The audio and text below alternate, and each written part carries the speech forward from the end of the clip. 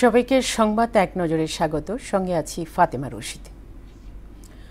টোকিওতে জাপানের প্রধানমন্ত্রী ইশিবা শিগেরুর সঙ্গে দ্বিপাক্ষিক বৈঠক করেছেন প্রধান উপদেষ্টা ডক্টর মোহাম্মদ ইউনুস। এ সময় পারস্পরিক স্বার্থ সংশ্লিষ্ট বিষয় নিয়ে আলোচনা হয় দুই সরকার প্রধানের মধ্যে।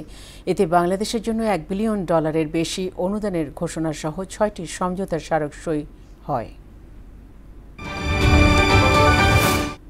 নির্বাচন নিয়ে বিএনপিকে দোষারোপ করা হচ্ছে। আদতে প্রধান উপদেষ্টা নিজেই চান না দেশে নির্বাচন হোক। সকালে জিয়াউর রহমানের 44তম মৃত্যুবার্ষিকীতে তার কবরে শ্রদ্ধা নিবেদন শেষে এমন অভিযোগ করেন বিএনপির স্থায়ী কমিটির সদস্য মির্জা আব্বাস।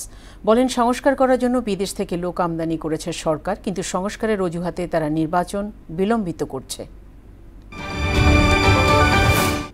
ঈদুল আজহার ফিরতি যাত্রায় আজ বিক্রি হচ্ছে 9 জুনের ট্রেনের টিকিট। সকাল 8টায় বিক্রি শুরু হয় পশ্চিমাঞ্চলে চলাচল করা ট্রেনগুলোর টিকিট। রেলওয়ে সূত্রে জানা গেছে, ঈদের আন্তনগর ট্রেনে 10 জুনের আসনের টিকিট বিক্রি হবে 31 মে, 11 জুনের টিকিট 1 জুন এবং 12, 13, 14 এবং 15 জুনের টিকিট বিক্রি হবে যথাক্রমে 2, 3, 4 ও 5 জুন। বঙ্গোপসাগরের শ্রেষ্ঠ গভীর নিম্নচাপটি দুর্বল হয়ে লঘুচাপে পরিণত হয়েছে। বর্তমানে টাঙ্গাইল ও আশেপাশের এলাকায় অবস্থান করছে এটি। এর প্রভাবে দেশজুড়ে আরও 4 দিন বৃষ্টি অব্যাহত থাকতে পারে, তবে এতে ঝড়ের আশঙ্কা নেই বলে জানিয়েছে আবহাওয়া দপ্তর। এদিকে নিম্নচাপের প্রভাবে বৃষ্টি এবং জোয়ারের পানিতে তলিয়ে গেছে উপকূলীয় এলাকা। বাজেট উপলক্ষে দাম বৃদ্ধির প্রবণতা নেই বাজারে। ঈদ ঘিরে বাজার চড়া হওয়ার খুব একটা লক্ষণও দেখা যায়নি।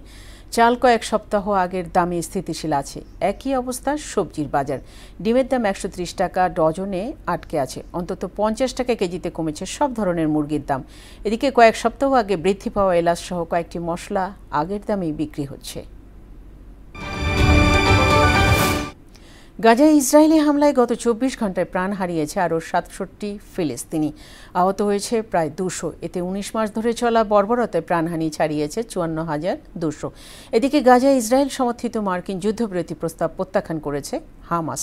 প্রস্তাবটি যুদ্ধের অবসান সহ মূল দাবিগুলো পূরণ করেনি বলে জানান হামাস কর্মকর্তারা।